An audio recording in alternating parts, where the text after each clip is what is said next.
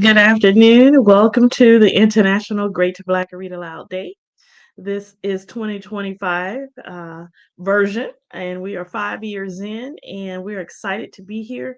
We are glad that you continually tune in to listen in as we give voice to words written by Black people all around the world. And today is day 5. It is Adventure Day. My name is LD Robinson, and I'm your reader for today. And I'm just really excited about all the different books that we have this year. We have read so many books. And it also means that we read all these books. Some books we've read before, some books we read so that we know what we're reading. So um, it really is quite the adventure, no pun intended, but it really is an adventure doing our read alouds. And so we're glad that you tune in. Today is Adventure Day. Before we get started, I want to remind you that you can follow us on social media at Black Read Aloud. And our selection for today is Girl in the Mirror, Three Generations of Black Women in Motion. And we're going to put up the cover as we do. I usually show it, but since I use a green screen, everything starts fading out every now and then. And so there's the cover. It's by NatashA TarPley. And we are going to read. And we read for educational purposes so that we simply work to acquaint people with all the various types of literature produced by Black people all around the world.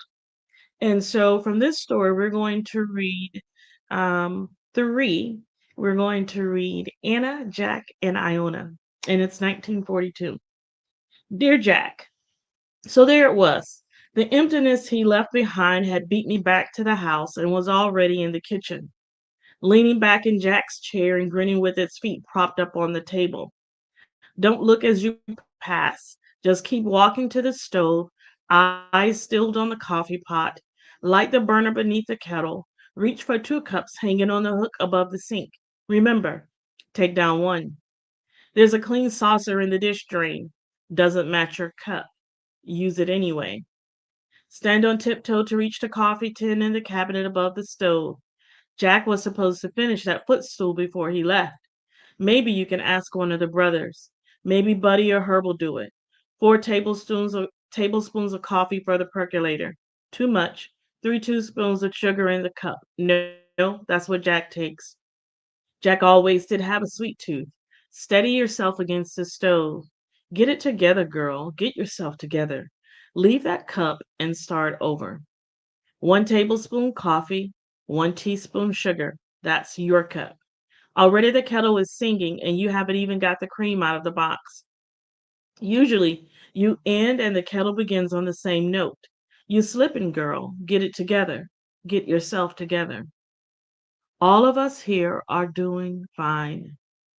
Somehow when I turned around, I half expected the emptiness to be gone, chased away by the clatter of cups and saucers, the rattle of coffee grounds, the spoon clinking against the side of my cup as I stirred and kept stirring until I could get up the nerve to turn around.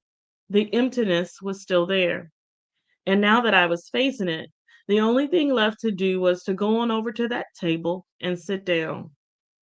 Morning, said the emptiness. I didn't say anything. Oh, come on, Anna, don't be that way. Didn't do nothing to you for you to be acting so mean. Can I at least have a smile this morning? Just one itty bitty smile. I kept my eyes on my coffee. You know, sooner or later you're going to have to make peace with me. I sat upright and opened my mouth, but no sound came out. What you going to say, gal? Wasn't nothing you could say to keep that man here. And ain't nothing you can say now that he is gone. Face it, me and you gonna be like 2 peas in this little house. That's all there is to it. And sure enough, when I went to make the bed, the emptiness was there in the sheets, still wrinkled in the shape of his body. It was there, pressed up against me as I cleaned the greens for supper, breathing down my neck and begging for a taste when I bent to check the ham browning in the oven. It was stretched back in the armchair as I dusted around the living room, rippling through the dirty water left over from the wash, swaying with the clothes blowing like ghosts on the line. How was your ride? I hope I packed enough for you to eat. I had to get out, go somewhere away from the house where I could feel the heat prickling on my skin and where there was air that wasn't already heavy with Jack's scent. Down the road, about a quarter mile, Jack's parents were working in the yard outside their house. The brothers would be out in the field, rising over the horizon or behind the house. Their wives and Jack's sisters would be home, cooking their part of the family dinner. We would all get together and eat at mom and dad's later in the afternoon. All of the kids in Jack's family stayed on their parents' land. As soon as they were ready for a place of their own, or when they got married, Jack's parents would build them a house. There was always someone within hollering distance, so there were places I could go. But I didn't feel like seeing anybody from the family just yet, and I couldn't go anywhere else because the food was almost done. I made myself content with a glass of iced tea and went out to the side porch, which Jack had just finished screening in before he left. I had a chair out there in the dark corner where I liked to sit when I wanted to be alone with my thoughts. I could disappear in that corner, which is exactly what I needed to do. It wasn't long after I got myself settled and comfortable that Iona Jackson, my friend from down the road, came strolling up the walkway. I never was so glad to see her. I figured with her here, I could at least put off the emptiness for a while, get myself a little peace. Iona would ask what I was doing out in this heat, what smelled so good on the stove, and I would devote myself to answering. I would ask her about the quilting pattern she promised to bring, and did she remember how to do it by heart? And what was it she told me to try adding to my sweet potatoes? Orange rind, lemon juice? Yes, I would stretch out the small details and string them together. A rope, a trap to harness the emptiness. I cracked an ice cube between my teeth, anticipating the conversation, anxious for the company. But Iona didn't even stop on the porch. She kept on into the house, waving for me to follow. Girl, it's too hot to be sitting out there. She sat down at the kitchen table and wiped her forehead with her palm. Iona, too, knew the emptiness and sniffed it out right away, turning up her nose and sucking her teeth at the familiar stench.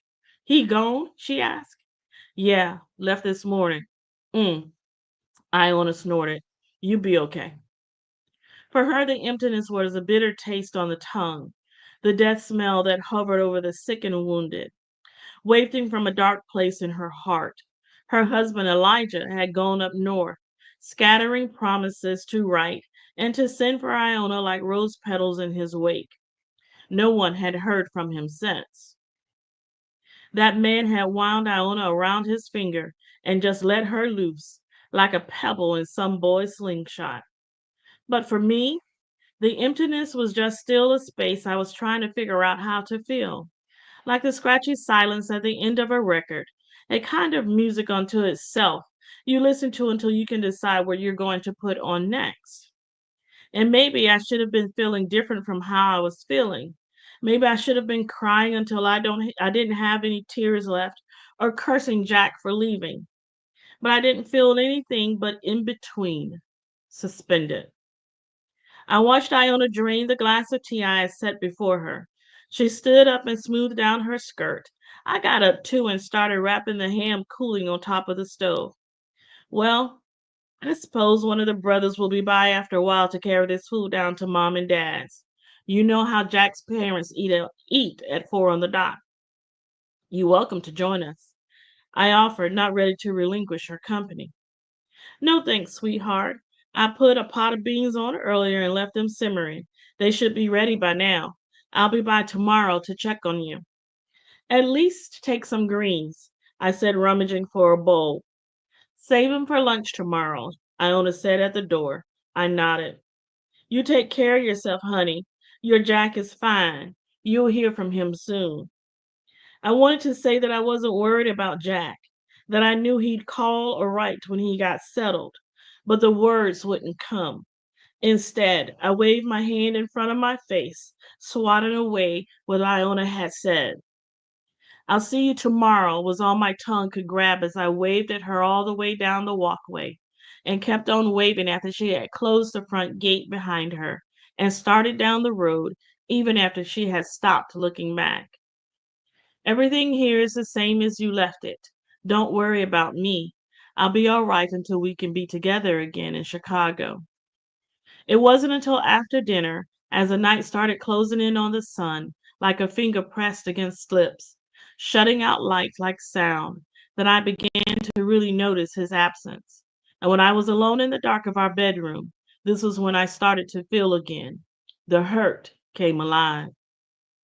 I talked to the air, Jack, because that's all I've got left. I talked to the air, Jack, because that's all of you I've got left. That's all that you left. All your shirts are gone. Ella came by here wanting to borrow a clean one for Buddy to wear to dinner, but the drawer was empty. Nothing but the newspaper lining and a few mothballs rolling around. Seeing that, more than anything, Jack, made me mad. Not because I think you're planning to desert me like Elijah did Iona. I know you're a better man than that. But I'm mad, Jack, because you took the comfort of our house, my grits and the eggs warm in your belly, our last night together when we couldn't stop touching and kissing, and I was so soft for you. You took all those things for your strength, packed them away in that big trunk. You got up this morning, loaded the trunk on Jackson's old rusty truck, and rode away. Do you ever stop to listen to my heartbeat, Jack? I would have gotten up with you, traveled all those hours in that truck. I would have lived in one room and found some place to work in Chicago if I had to. Whatever we had, Jack, would have been enough. But you didn't hear me. You couldn't see all that in me. You took everything for yourself, and wasn't nothing left for me but the scraps. Bones I got to find a way of piecing back together. Everyone misses you, and we wish you well. You're in our prayers. Your loving wife, Anna. Jack, 1942. Night is a curtain drawing back its heavy, sleep eyed veil for us to enter its darkest part. You should see how Jackson has his truck rigged up for this trip. He's nailed some flat boards along either side wall like benches, and right before we left Alabama, he picked up a nice sturdy piece of canvas from the hardware store. We all helped him pitch it over the hatch. We out here looking like a band of outlaws in a covered wagon or Indians on a roving teepee, but at least there's something over our heads. Jackson say Jackson say this is his new business, carrying folks out of Alabama to Chicago. I guess with 8 men paying $14 apiece for the ride and gas and making him 2, 3 trips a month, he'll make himself a nice piece of money. But then Jackson always could find some way to make a dollar with his slippery self. Remember how he charged us for the hayride at the church picnic? Or the time he drove down to New Orleans and came back with all those hoodoo potions, then set up that stand on the back of the truck to sell them? Jack could have been selling swamp water for all we knew, but folks sure lined up, had their money out even before they got to the table. Yes, Lord, that's one man that'll never starve. Maybe if I had stayed, I could have gotten into something like that, carrying folks up north. Seem like so many want to go these days. Jackson can't handle all these folks by himself. Daddy has that old truck sitting out in the garage. It needs work, but me and Buddy could have probably fixed it up. You know how much my little brother likes to work with his hands. He can fix anything with a motor. But no use bringing it up now. I'm already on my way.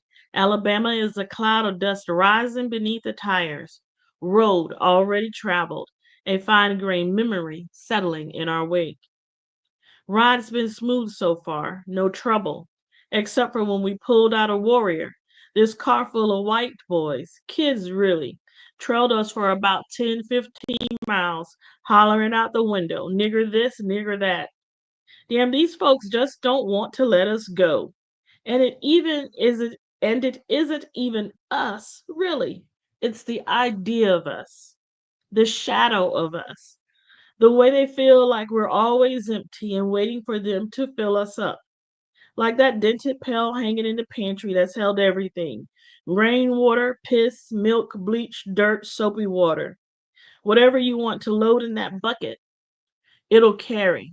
That's what we've been all this time. I'm not saying that's all we've been, but that's how they look at us. I don't want to talk about them anymore. I don't want to talk about us anymore.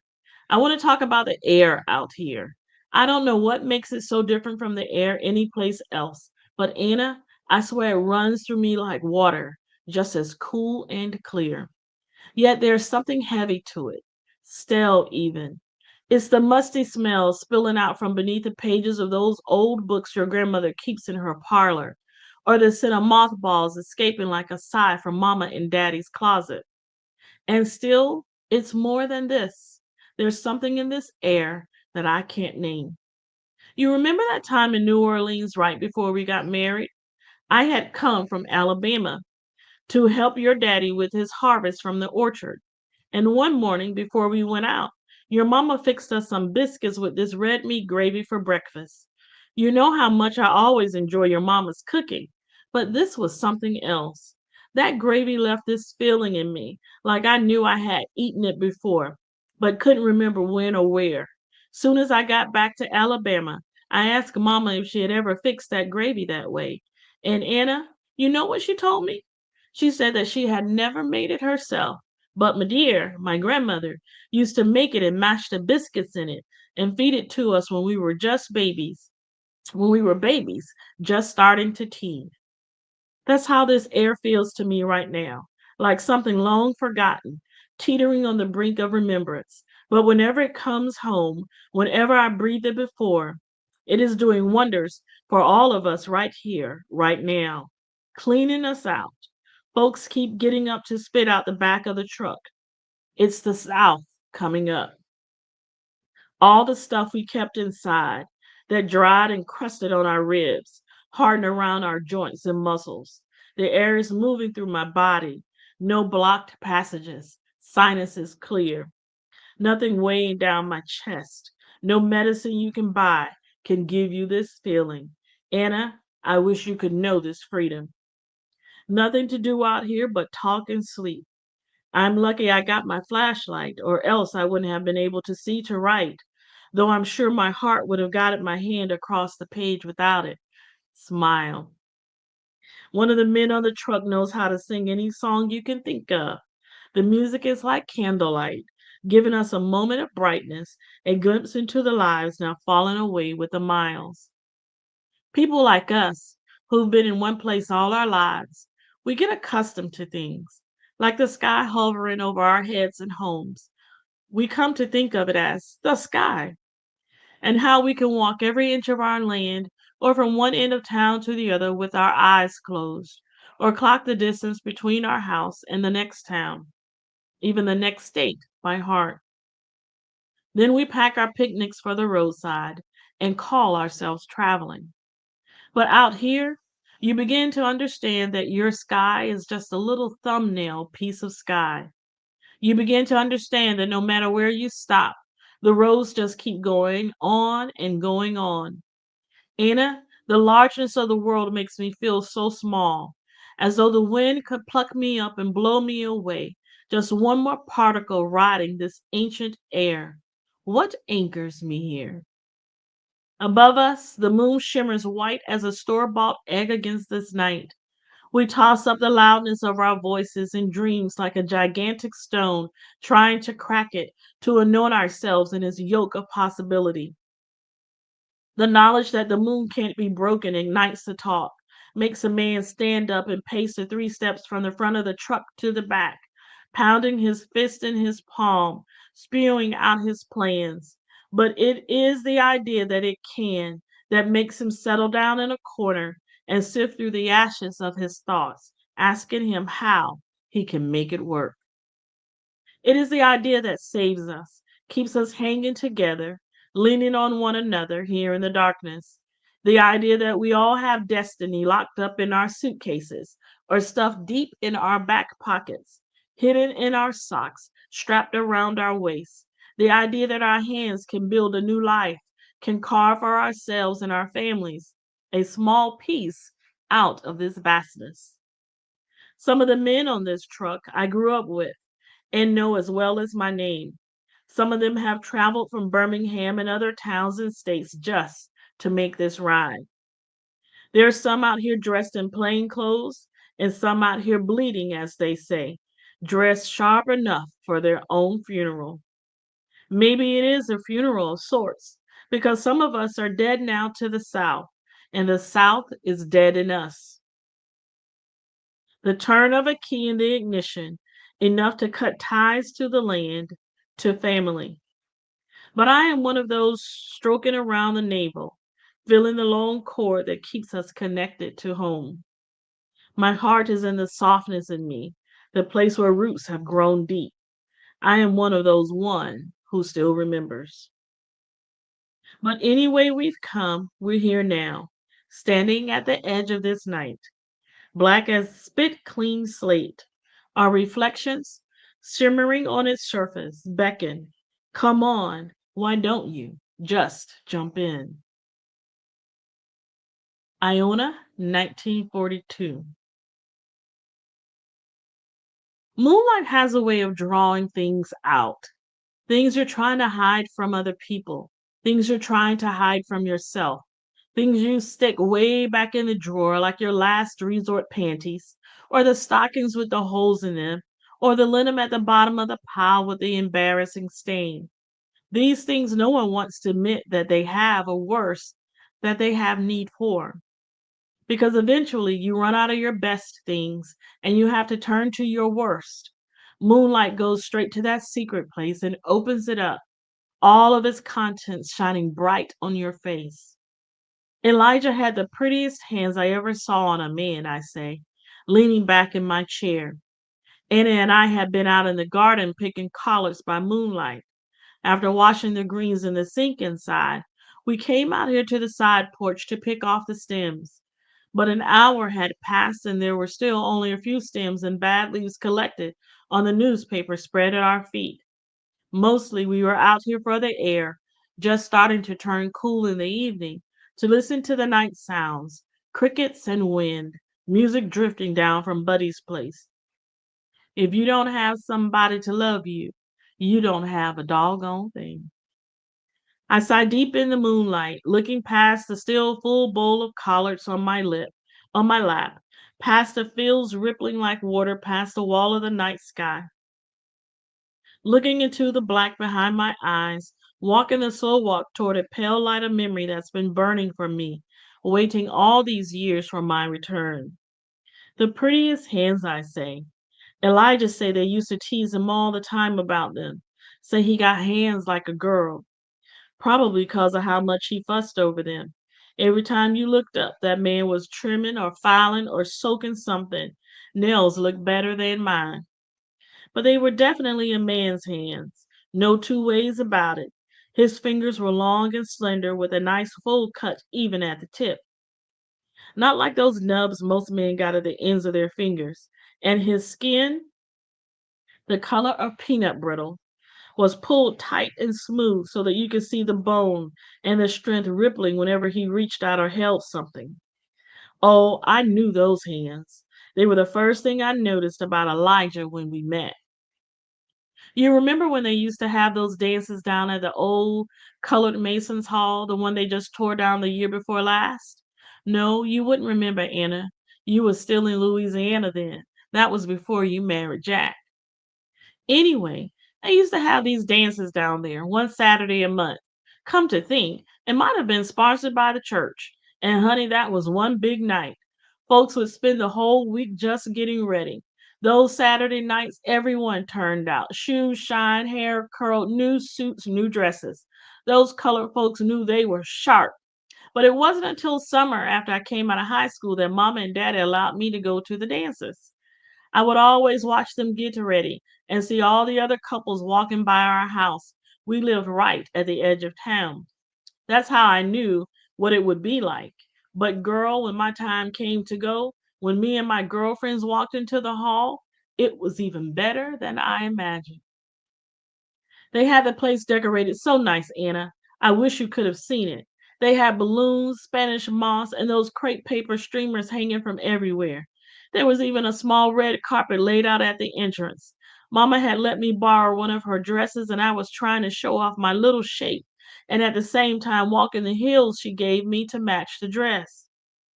My friends just about had to drag me away from the mirror at the house, but by the time I got to the hall and saw how good everybody else looked, I was ready to turn right back around. So then they had to drag me into the place. I was so timid, Anna, but somehow I managed to lift my eyes enough to make my way over to the punch bowl. And when I had my cup, I headed straight for the wallflowers clumped in a corner at the back of the hall. Every so often, one of my girlfriends would come over and drag me out on the dance floor. And then there was Mama, with her busy self, trying to get me to dance with Robert Griffin, the preacher's son. That's who she had picked out for her son-in-law.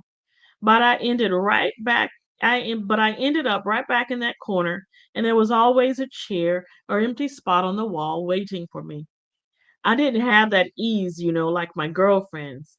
They knew what they wanted from men, knew how to get their attention and talk to them real sweet and nice.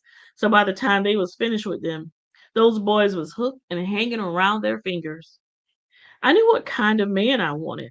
In fact, I had this whole collection of fantasies about how we would meet at the supper after church or in the store or at one of these dances. He would see me and I would see him. Then we would look at each other till he got up the nerve to speak, and then we would discover how much we had in common. He would be a serious kind of man, and he would see in me a woman who was just as serious as he. And he would be fine as anything, tall, smooth chocolate brown, cute a little behind, and gentle, real soft spoken. Oh, honey, I wanted a man who knew what to do when the lights went out and then could turn around and debate Mr. Dubois and Booker T. He would know all these parts of me and how to satisfy them. See, really do sound like a fantasy, huh? But I was young and stubborn. I was determined that I was going to get this man. But I wanted him to find me. I wanted him to notice my eyes or my smile or my new dress. He would find the beauty in me. I didn't want to have to throw it up in his face. The problem with waiting, though, is that the person you're waiting on may never come. By the time I got to the dance, I was beginning to think that this was the case. And I was mad. Don't make sense being mad at somebody you don't even know. But I started carrying that anger like this cushion around my heart, although I still had hope for that man. I could still see him when I closed my eyes at night. But instead of going out there and looking for him, I decided to take what came. And what came generally wasn't worth nothing. So I started to think to myself, maybe that's all I can get. Maybe that's all I'm worth. Then here come Elijah, strutting down that lane of hopeful women, crossing their fingers that he stopped at them. Oh, I'm gonna read that again. Then came Elijah, strutting down that line of hopeful women, crossing their fingers that he stopped at them. But he came straight to me, girl. He picked me out of all them women. One of them gals looked something like Lena Horne, too. Had that pretty hair, nice yellow complexion. But he didn't stop at her, slowed down, but didn't stop. He came to me, and while he was standing in front of me, I just kept staring at his hands. I had never seen such pretty hands on a man. I took a quick peek at the rest of him, but really, the hands was enough for me. He asked me to dance, and I said yes. All the while I'm thinking, what he want with me? Could this fine man with beautiful hands want with me? That's what kept spinning over and over in my head. Even after we were seeing each other regular, I would look at those hands and count myself lucky. Things started out good. He would come by the house and sit and talk with Daddy, help him out around the farm. I was proud of him. He took care of himself, dressed well, treated me nice. On Saturdays, he would take me into town for ice cream and we would sit and talk about what was going on in the world. I thought he was smart, had opinions, but soon I came to realize that Elijah was what I called a headline man. You know, somebody go through all the headlines in the paper that week and know a little something about the important stories. But you ask him about something that hadn't been in the news or want to go further into a topic than they had in the paper, the man was at a loss. Now, I've always been one to read and want to use my mind. I don't have time to sit up and listen to some fool just spouting off something somebody else said. Tell me something that comes from your own mind. Why sit up and waste what God gave you? With Elijah, though, it was different. I told myself, at least he's reading the paper. At least he's keeping up with the world. A whole lot of people don't even do that. Look at all these folks out here don't even know how to read. I told myself these things because I could see my hope unfolding in his hands. No, he wasn't the man I saw when I closed my eyes, but gradually I began to make room in that dream for him. And soon enough, he had pushed that other fellow aside entirely. Mama never did like him though. Even when he'd come by the house with some fresh flowers for her, a cigar for daddy, her heart was still hard against him, she'd say. Against him. She'd say, "What I need with flowers? I got flowers in the yard right outside my door." Nah, Mama never liked him. Say he too slick for his own good. She told me, Anna, she say, that boy headed straight for the coal mines. And ain't nothing wrong with a decent man working in the mines, 'cause he can see the diamonds sparkling through all the tons of soot and rock. He figure he never gonna reach it himself, but at least he can do is clear away some of the mess to make the dig for his kids a little easier. But Elijah, he don't see nothing but the now. He don't have a dream bigger than his thumbnail. She told me if I married Elijah, he would break me open like a rock, and if he didn't find anything of use to him inside, he would toss me away, moving on to the next fool in his path. Got a little tension here because I forgot to turn on my overhead light here, so we'll see with all this buzzing here. But I didn't listen to Rihanna. I thought it was just mama talking. You know how mothers talk. Besides, I knew I was strong enough to take care of myself and him too if he needed me. I couldn't get that picture out of my mind of him walking toward me that night, his hands reaching for me, still amazed that it was me he wanted. It shouldn't have been enough, but it was. I wanted to be in love. I wanted to be married.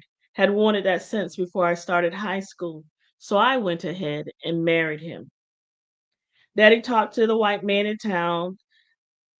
Daddy talked to the white man in town, sold us our land, and got us a deal on this nice little house not too far from mom and daddy. Elijah didn't have a job when we married. Didn't have one 6 months after that, or 6 months after that. He would start something, then say it didn't agree with him and go on to something else. I just kept looking at those hands and seeing how pretty they was and all they could do if given a chance. I thought I could be the one to give it to him. I was cooking for this older white lady in town and taking in wash and ironing on the side. I would get up in the morning before the sun was up, then come home when the sun was on his way down to finish our supper and do my washing. I stopped doing my reading and my studying. Mama had hopes of me going to Tuskegee to get my teaching certificate, but I let that go too. Anna, it got to where I couldn't see the sunrise but through his hands. But I told myself, you got something you wanted, now you got to give something up. You can't have everything. That's what I was telling myself, Anna, sitting up all night waiting for Elijah to come through the door. You can't have everything. It wasn't until after Mama passed that I began to see I had nothing. I broke my mama's heart over that man and still had nothing. All those flowers were long since dead, the cigar smoked up, all the sweet things devoured and turning sour in my belly. I had stripped my hands down to the bone until it felt like there was no more work left in them, nothing more they could do. But even after I realized this, I was still too scared to leave, although I sure as hell stopped giving that nigger my money. And when the money stopped coming, he started getting restless. Sometimes didn't even bother to come home. That's when he started talking about going north. They got all kinds of jobs up north in Chicago. Figure it's worth a looking into, he say, like he was trying to convince me. Finally, one night after supper, he said, Iona, I got to do right by you. I'ma go up north and find me a good job. I'ma send for you too. Imma make us a good lie."